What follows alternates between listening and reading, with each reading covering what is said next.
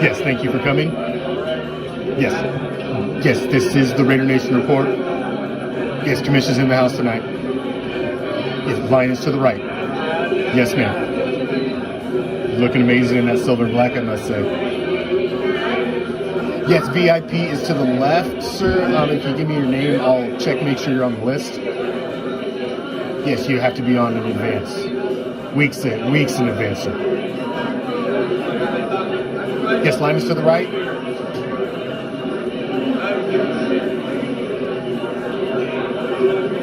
Yes, Raider Nation report tonight. A lot to talk about. Sorry ass Cowboys ain't worth the new motherfucking intro. Guys, you can't smoke that right here by the door.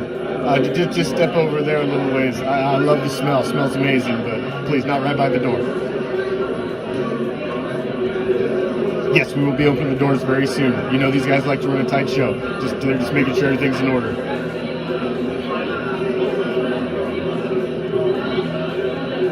Yes, ma'am. You can say hi to the midgets on the way in. Absolutely. VIP to the left. Regular line to the right, please. Doors will be opening.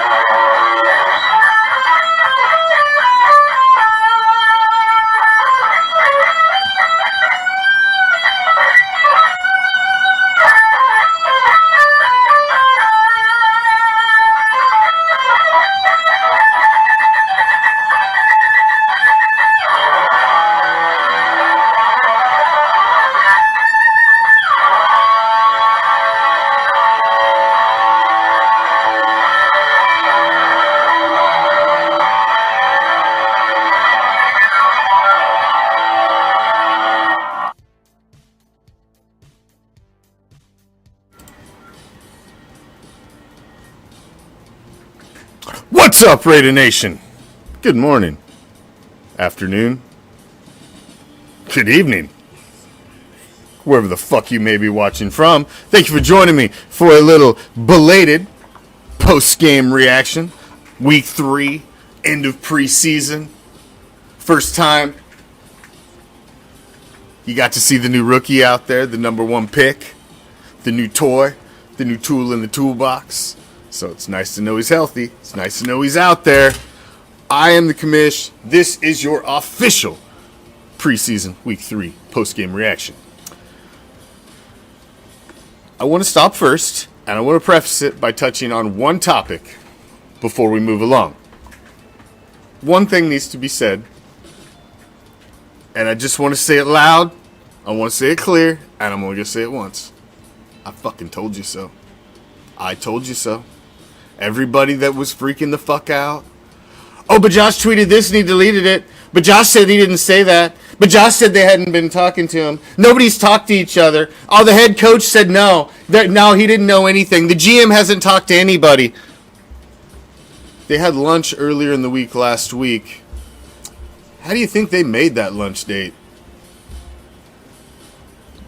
To make a lunch meeting where multiple parties show up, somebody has to coordinate that. Somebody's side's communicating with somebody's side now, aren't they?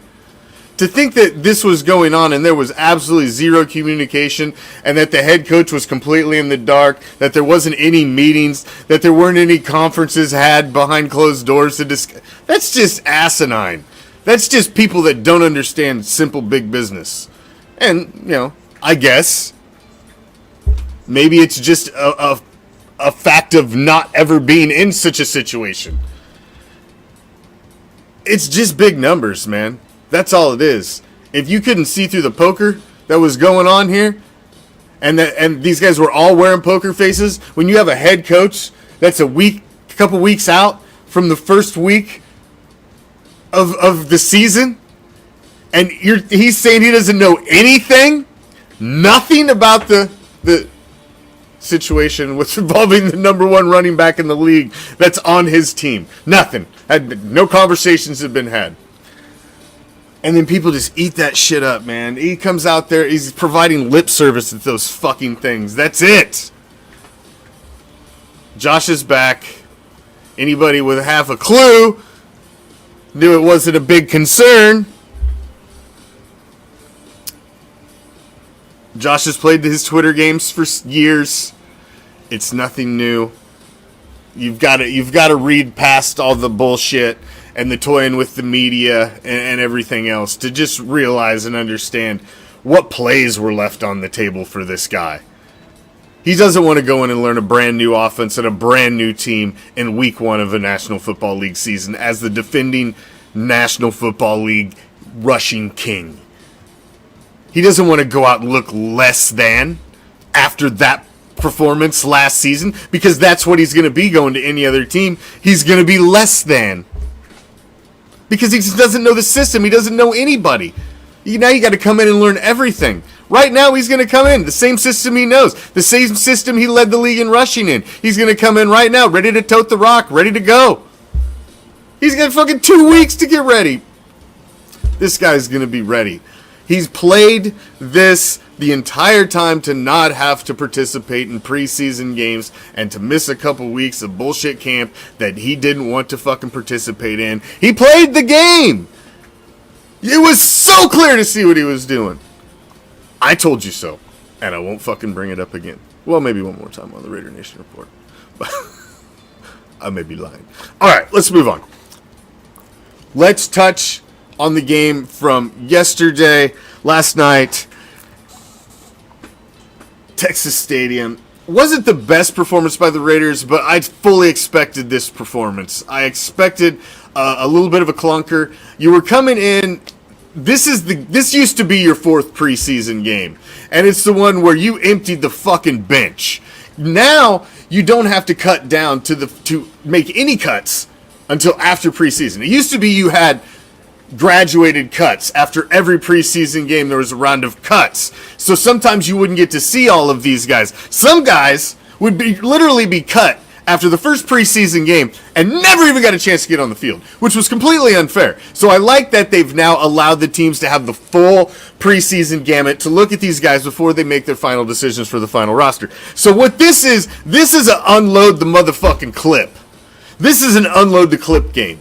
Every guy that you haven't really got to see a lot of, you want to get to see a big bulk of. You got a big bulk of Damian Williams at running back, who looked fucking amazing and may have just fucking crept up and fucking snatched that bottom spot on the running back depth chart by that performance. If not, he may have secured himself a job somewhere else on a depth chart, but I don't think he survives practice squad and waiver wires after that performance. He looked well. Christensen Wilkerson is the same way. This guy was on the bottom of all the wide receivers, and over the last couple weeks, dude, he was literally on the bottom of all of the wide receivers, and when you Google searched Raiders wide receivers on the depth chart, they had a picture of every motherfucker, and they had a silhouette black head for that guy. He didn't have a picture on Google. That's how fucking nobody this guy was. And he comes in and catches 10 balls for a fucking 122 yards and 12 a catch. That's the type of game this is for. You're unloading the clip. So the outcome, yeah, you'd like to, if you're traveling there. That's what I said, man. I don't make long trips for preseason games because you're not getting the full scheme. They're coming.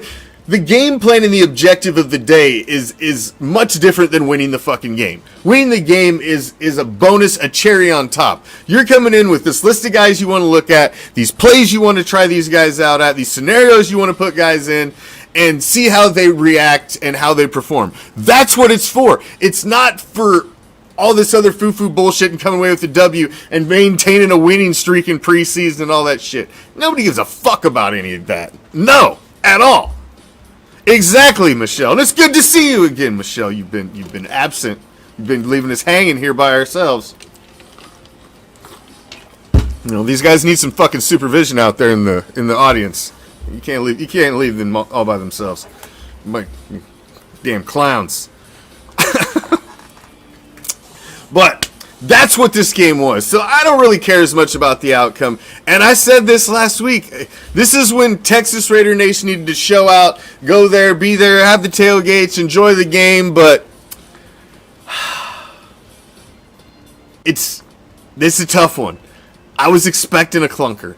I really thought this was going to be an unload the clip game. Why? Because they looked really good with everything that they put out there and they tried to do in the first two games. Everything in the first two games was very successful. So now you're going to see them come out and push the envelope, try some different things, try some different guys you hadn't really seen yet, and that's exactly what you got. Let's touch on a couple guys. Aiden O'Connell didn't have the amazing performance I think everybody wanted to see him have. There's reasons for that. Changes in the line in front of them, different schemes, things that they were trying. This is when you come out, you've seen things out of Aiden O'Connell in the first two games, you now try some different things with him. But ultimately, he went 17 for 26 for 178 yards. No interceptions. So he's clean for the preseason. He still looked like one of the best prospect quarterbacks that you've seen in the league in preseason. I don't think his performance in this Dallas game knocks any of that. I think Aiden O'Connell could possibly secure the number two. The number two.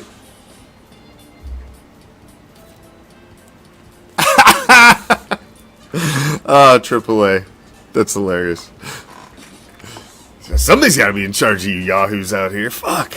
Unruly. I tell you. No, I'm just kidding. I was just saying it was good to have Michelle back and taking a fucking hidden shot at the rest of the cronies. Come on. Cut me some slack, AAA. But Damian Williams. I think Damian Williams... Exactly. I'm fucking leaving line in charge of nothing. Shit. He's the one who closes the door the teacher's got to worry about. He ain't the one you leave in charge. If we flipping over desks and shit. Trying to release the frogs. He's the one. He's the one in biology class that tried to release the frogs. That's the lines. Where was I? God damn. See? This is what happens when I get into the fucking comments. See? This is what happens.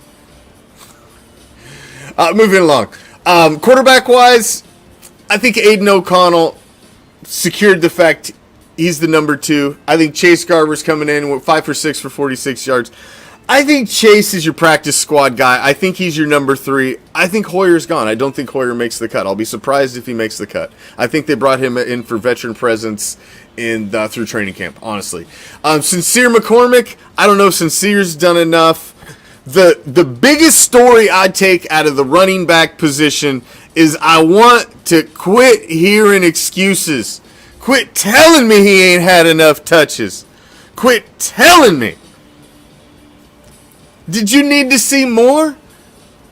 Did him get fucking buried in the fucking backfield again yesterday?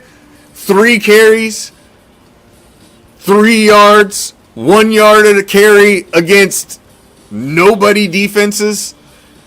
He's got an awesome nickname, and the guy looks like a physical specimen, but I just think he's a north-south running back, and he fits in somewhere down the depth chart as a guy that you'll run in situational, but, man, hallelujah. Hallelujah, Josh is back. That's all I got to say. There was Damian Williams, I think, is the shining star. Sincere McCormick is a little fringe, but I don't think you set him over Amir Ubdallah or Brandon Bolden unless White just doesn't make the cut now because you are just less than impressed with White. You got a good sample size of Zamir White this offseason. I'm not even going to call him Zeus anymore. He is Zamir White. Okay, don't come at me with the Zeus until you do something Zeus-like. Zamir White has done nothing to impress me whatsoever. He has done nothing to but solidify, to me, the fact that he is a north-south running back with little lateral movement and not a lot of vision in the hole. He ain't got that wiggle, man. He just ain't got that wiggle, and there's just nothing else I need to say.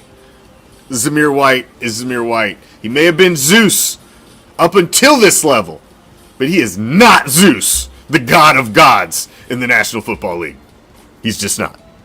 And I would be surprised if he doesn't drop a peg or two, and maybe he's hanging at the bottom of this running back depth chart, because I only think they keep 4, man. And when you're talking Jacobs, Bolden, and Amir Abdallah, I think those 3 are in. Williams just made a strong case for himself. Sincere McCormick made a pretty strong case for himself. Zamir White just stuck a whole bunch more question marks in his basket. And that's really it. So I don't know. He's one of my biggest questions. Now, wide receiver, another interesting guy on the depth chart, and that is Christian Wilkerson, who, like I said, you Google searched Raider wide receivers. This guy didn't even have a picture on Google. He'll have a picture now, and people are going to know who he is. And I don't know if he's done enough, because this wide receiver depth charts, you've got Devontae Adams, Jacoby Myers, and Hunter Renfrow. Those are your top 3. Now, historically, over the past 3 years, they've only come into the season keeping 6. They're going to keep Trey Tucker. I think they like him, and I don't think you're not going to see Hunter on no special team shit anymore. Hunter's too valuable. I think Trey may work in and be that guy. They wanted DJ Turner to be that. DJ Turner's not that. DJ Turner was waived and then brought back on IR. Philip Dorsett has looked pretty good. He may have slid his way in. DeAndre Carter is the one with the most experience in this next tier of wide receivers, and I think he's a lock. I think he's in. He could be your 4 or your 5. I think Trey Tucker's in. So that's 5 there. So if they're only keeping 6, is it Dorsett? Is it Keelan Cole, who they brought back again for another run? They decided to keep him over Mac Hollins. They're bringing him back for another run. That they like Cole. So does he got one of those spots locked down? Has Christian Wilkerson done enough? Has he done enough? Or is this a guy you think you can slide down to practice squad? Maybe he'll make waivers. You can go to practice squad with him, and you can keep this guy around, because he is a little bit of an unknown, an enigma still. Cam Sims is gone. I think Cam Sims is gone. I think Isaiah Zuber is gone. And I think Chris Lacey is gone. And Michael Payne, that is a fantastic analogy. The Marcel Aitman, the practice squad, up and down, here, there, back, gone. He's just one of those guys. He's one of those guys that are hanging on the fridge. So it's going to be interesting. Wide receiver depth chart and running back depth chart. Who falls off at the bottom? Who's not going to make the cut? Those are going to be interesting. Those two battles are interesting. And the battle at the bottom and the battle at the top of tight ends is interesting too, because Jesper Horsted come out and had a pretty solid game at tight end. I thought he had a firm grip on the number 3 tight end spot, but Cole Fotheringham has had a really good preseason before this game. Although Horsted looked good, and now it's going to make that decision even tougher. There's a decision at the top. I don't think you saw enough out of Michael Mayer to warrant him jumping Austin Hooper being the number 1 coming into the season. So I think it's going to be Hooper. I think Mayer's going to be second. I don't think you really, there's a battle at the top. I think the top is going to be what the top is. Now, in a few weeks, if Mayer goes out there and in big games impresses, he could possibly jump that. But it's interesting to see which one of do they keep 4 tight ends? They do run a lot of 2 tight end sets, maybe. I don't think so, though. I don't think so. I think they're only going to keep 3. Defensively, like I said, on the defense, really, last night was an empty the fucking clip on defense. It was nice to see Duke Shelley out there getting some action. Drake Thomas is a guy in the linebacker depth chart who has continued to be at the top of the statistics at the end of every game, and he is a guy who's making some noise, especially when you had a guy go down like last week and hit the IR out of your linebacker depth chart. So that is a position of need, and you really got to see a lot out of the depth of this defense this preseason. And I think this 53-man cut is going to be a real exciting thing to watch as the names start falling over, I would say, the next 48 hours. Even starting tomorrow, you're going to start to see names drop, news comes out. It's going to be interesting. It's going to be interesting. You're correct, Lions. There are a ton of young linebackers fighting it out. The depth chart battles are exciting right now. They're very exciting. And this is the time of the year that, to me, is the most exciting, to how you put together the team to get ready for week one. Because week one on is a whole different that's a whole different thing. That's managing injuries. That's managing bullshit that happens in people's lives. And there's so much more to the season, and it's just a runaway freight train that an NFL season is, and you can just get run the fuck over by that motherfucker and just roll it off the side of the tracks and left if you don't get on board real quick. So it's a whole different beast. So to me, it's interesting and how you put together the toolbox that you're coming in to an NFL season with, and I think it's going to be very interesting. I think they're going to keep 2 quarterbacks. I think they're only going to keep 2, and I think they're going to practice squad the 3rd. The practice squad is much more flexible now in the things that you can do with it. I think that's where Chase Garbers ultimately ends up. I don't think anybody's going to come clamoring for him. He hasn't proved anything other than he can be serviceable depth in this system. He hasn't proved anything beyond that anybody's going to be beating the door down to come fucking sign this guy and bring him in as a second. I don't see that. The running back depth chart battle, I think, is going to be very interesting to see where they place Zamir White on this depth chart after his preseason performance and who falls off the bottom. Who falls off the bottom, and if there's any of these guys that they can retain for practice squad. That's the same for wide receiver as well. Who's going to be that 6th or 7th that they keep? Because they're definitely not keeping more than 7. No. They won't keep more than 7. They started the season with 6 last year. That'll be about the same probably this year. I would say 7 max. No way they're keeping 8.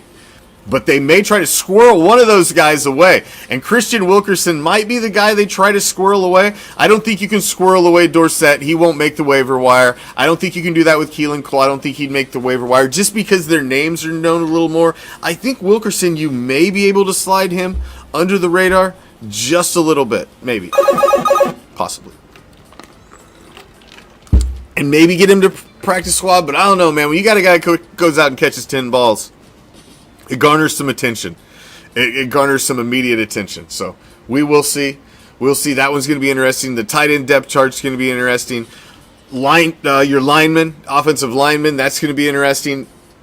It was just nice to see Tyree Wilson get out there. Some of the defense just get some more action. Unload the clip a little bit. Your special teams just continues to show that they are among the elite in the National Football League. It's just one of the thirds of your team that you just don't need to fuck with. Why they fucked with the long snapper this year, I have no idea.